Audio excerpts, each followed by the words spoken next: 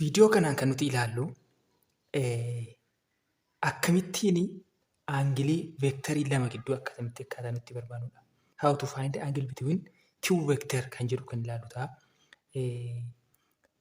Dot production kanaaf baay'ee barbaachisaadha. Dot product keessatti foormulaan nuti beeknu tokko kanadha. A dot B vector A dot vector B wal qixa magnitude of A times magnitude of B cos of theta kan jedhu tokko jira. Kana fayyadamnee aangilii veektarii lama gidduu baasuu dandeenya. Veektarii lama fakkeenyaaf akka kanatti yoo nuuf kenname, veektariin tokko kanaa fi fakkeenya kana yoo nuuf kenname akkamittiin aangilii veektaroota kana lamaan gidduu jiru akka baafnudha kan nuti ilaallu. Mee fakkeenyaaf asirratti haa ilaallu XY plane irratti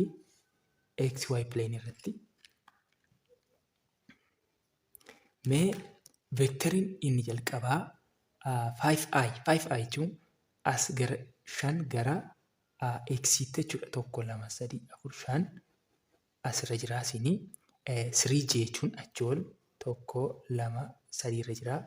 Yeroo dhufu asiin wal argata. Kana ta'a asii veektarii tokko asii qabna. Veektariin kun veektarii A dha jechuudha.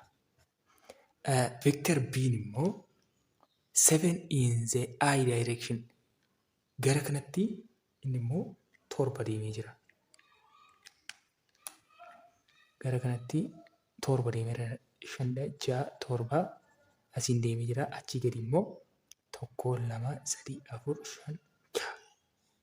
4 5 7 8 9 deemee jira.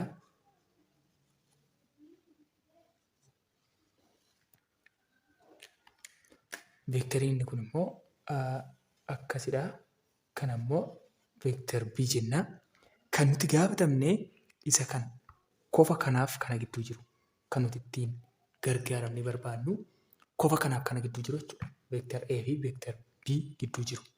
Kanaafiyyuu gaafa barbaadnu foormulaa kana gargaaramne barbaadna. Foormulaa kana gargaaramne barbaadna jechuudha. Kana irratti kana barbaaduudhaaf maal beekuu qabnaa?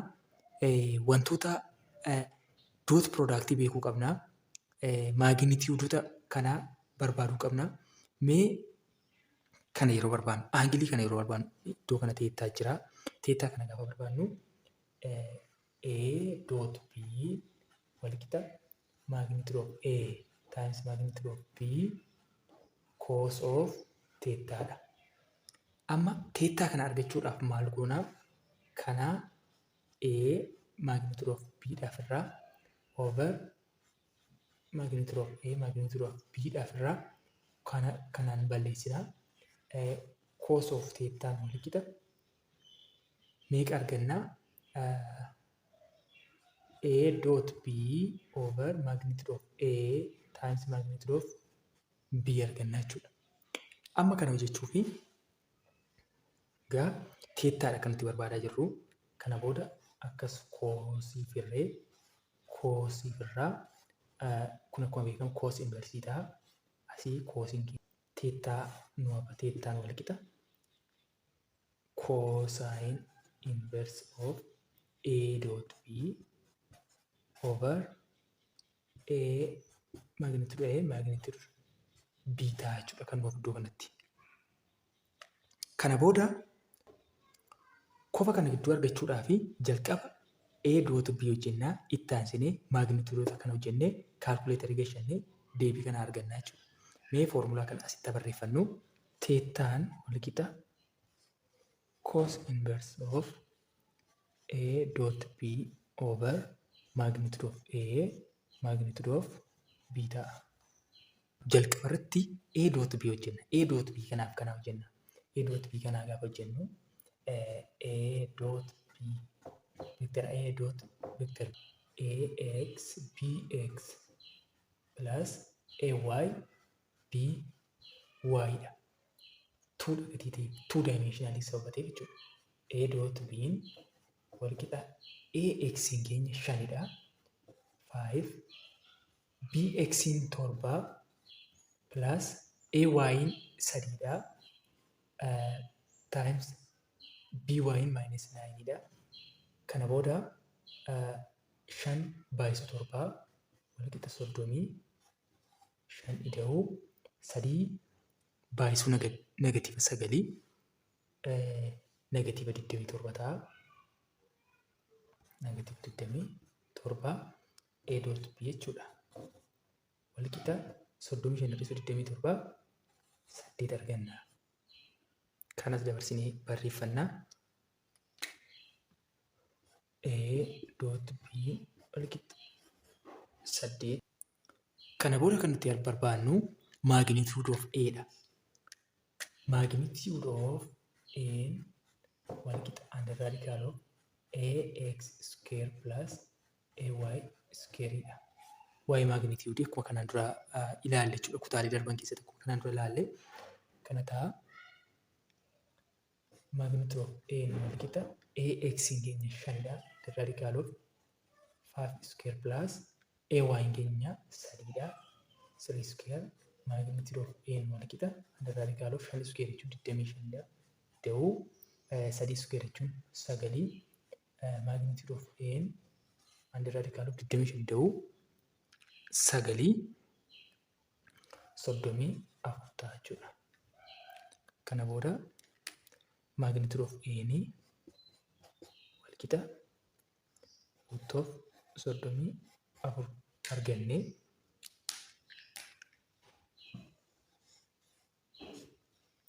Magnitude of B walqixa under radical of BX square plus BY square dha. Magnitude of B keenya BX keenya 7dha. Under radical of 7 square plus BY keenya minus 9dha. Minus 9 square magnitude of B walqixa 7 square 49dha. Under radical of 49 ida'uu 81 walqixa magnitude of B kan inni ta'u 130 ta'a.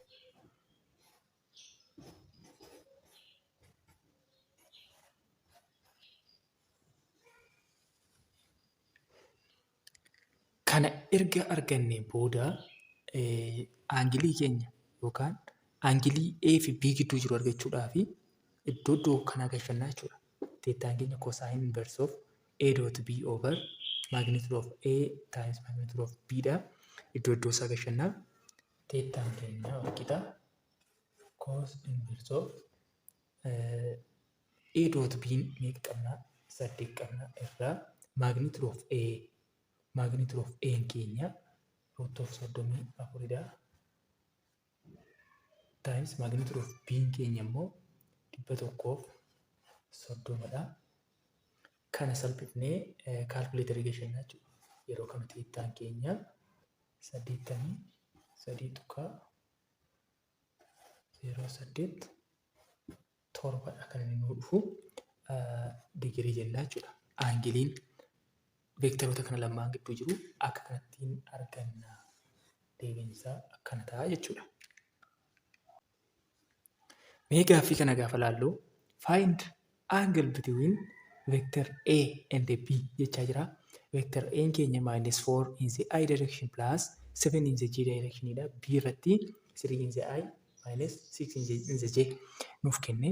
Aangiloota kan lamaan gidduu gaafa barbaannu foormulaa sila fayyadamaa turre fayyadamna.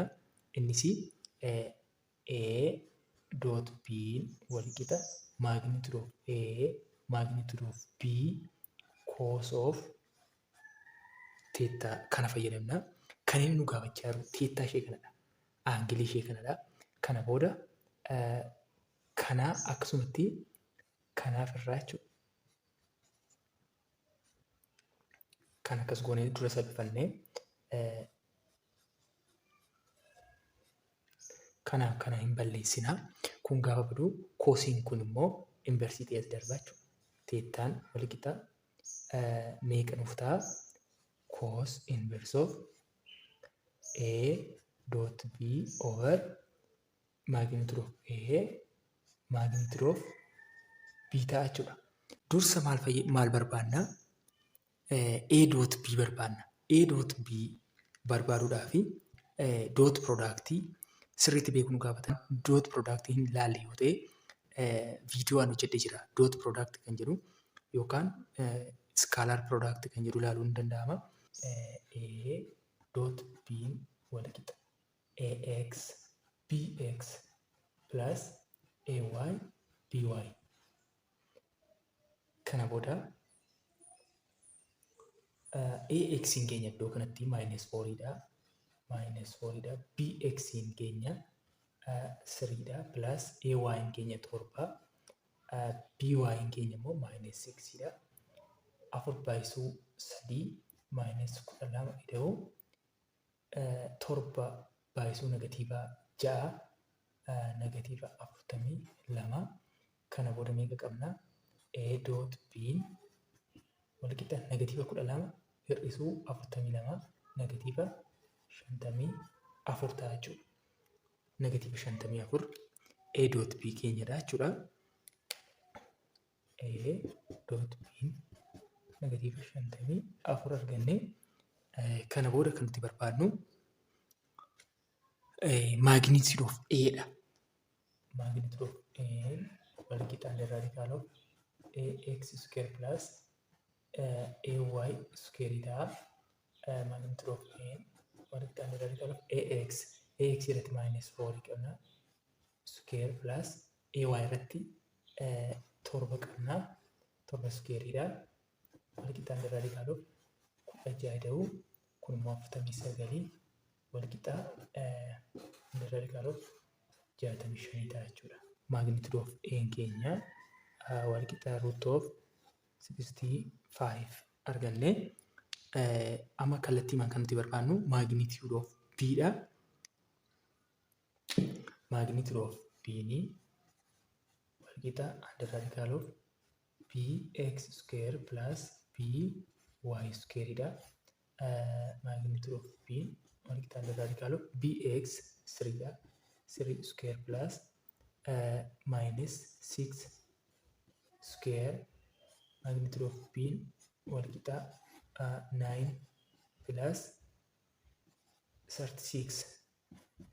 Kana booda under radical of 9 ta'u 36 45 arganna.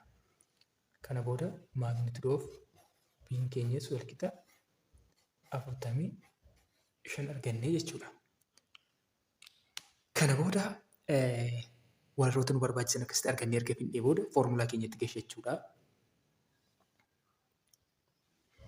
Kana booda teettaa keenya argachuu fi teettaan keenya wal qixa cosine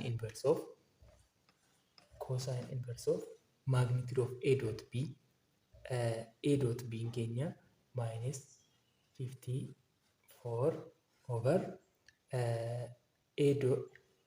magnitude of A times magnitude of A keenya under radical of 65 dha. Magnitude of B keenya immoo under radical of 45 dha.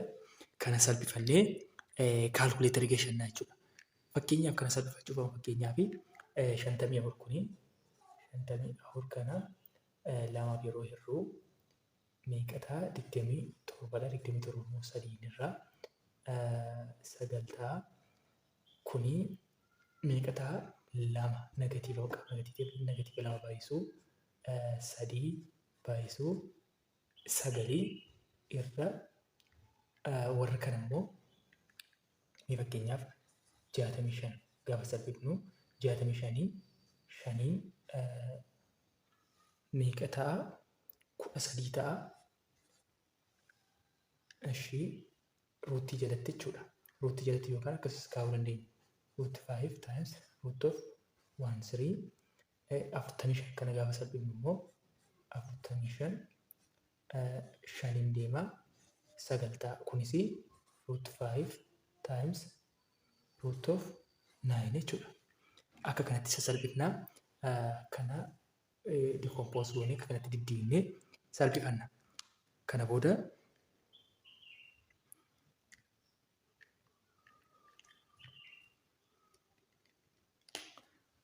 booda asiitii meeqa qabnaa? minus 2 times 3 times 9 qabna.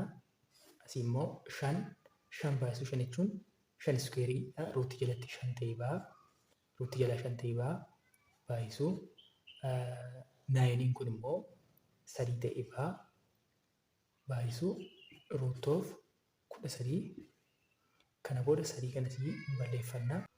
Kana booda negatiiva 2 baay'isuu 9 negatiiva 18 irraa asii 3 badeera 5 root of 1 3 ta'a. Kana booda teettaa keenyadha. Teettaan keenya walqixa cos inverse of kanaa jechuudha. Kanaaf irree teettaa keenya arganna. Teettaan keenya meeqa ta'a? Teettaa nuti kaalkuleeteriidhaan argannu 172 tuqaa 172 tuqaa 8 arganna jechuudha. Digirii nu ta'a jechuudha. Kanaani aangiloota veektarii lama gidduu aangilii veektarii lama gidduu akka nuti argannu jechuudha. Mee 3 dimensionalii tokko dabalanneetu viidiyoo kana kan irratti hin goolamna. Aangilii veektarii lama gidduu akkamitti akka barbaadnu ilaalla. Fakkeenya tokko fudhannee jechuudha. Gaaffii xumuraa kanaatiin find the angle between jedhee vector A irratti 2i plus 3j minus 5k B irratti 6i minus 4j plus 5k nuuf kenne. Kana yeroo hojjennu foormulaa silaa fayyadamna. Dot productii fayyadamna jechuudha. A dot B equals to magnitude of A magnitude of B times cos of theta fayyadamna. Theta kana argachuuf yookaan angle isheen jennu theta ishee kanadha. Kana booda karaa magabaabaa irra deemnee ilaalaa turre gatii ta'ee fi irra magnitude of A magnitude of B cos jennee kana asii balleessinaa. Kanaaf irraa jechuudha magnitude of A magnitude of B cos jechuun 1 over cos inverse ta'a jechuudha. Isuma kanaaf deebi'e. Kana booda balleessinee teettaan keenya walqixa cos inverse ta'a A dot B over magnitude of A magnitude of B. Kana ta'a. Kana booda A dot B barbaanna. A dot B gaafa barbaannu jalqaba irratti jechuudha. A dot B walqixa AX BX plus AY BY plus AZ BZ ta'a. AX keenya 2dha. 2 times 6 plus 3 times minus 4 plus minus 5 times minus 5 minus 5 times 5. Kana booda 2 times 6 12 plus 12 3 times minus 4 minus 12 minus 5 times 5 minus 25. Kana booda A dot B walqixa 12 hir'isuu 12 0 ta'a minus 25 arganna jechuudha. A dot B keenya minus 25 dha. Minus 25.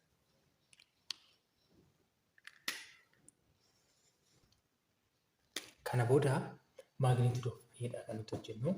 Magnitude of A is equals to AX square plus AY square plus AZ square. Kana booda under radical of AX square 2 square plus 3 square minus plus minus 5 square. Walqixa 4 plus 9 plus 25. Walqixa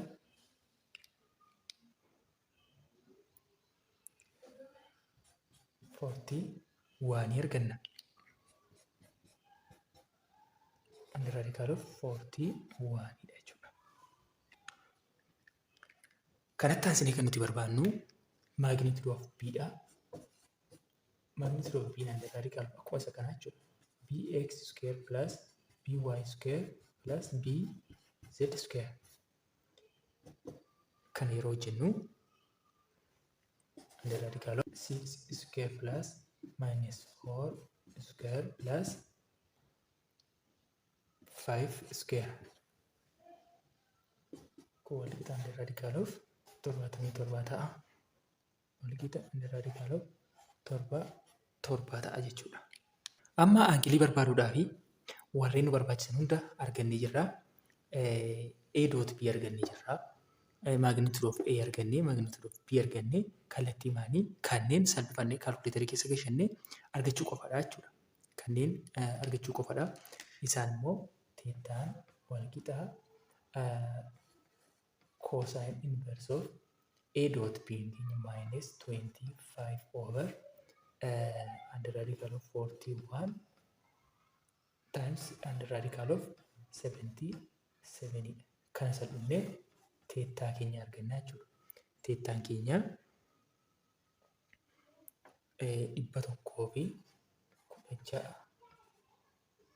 116.4 digirii ta'a jechuudha.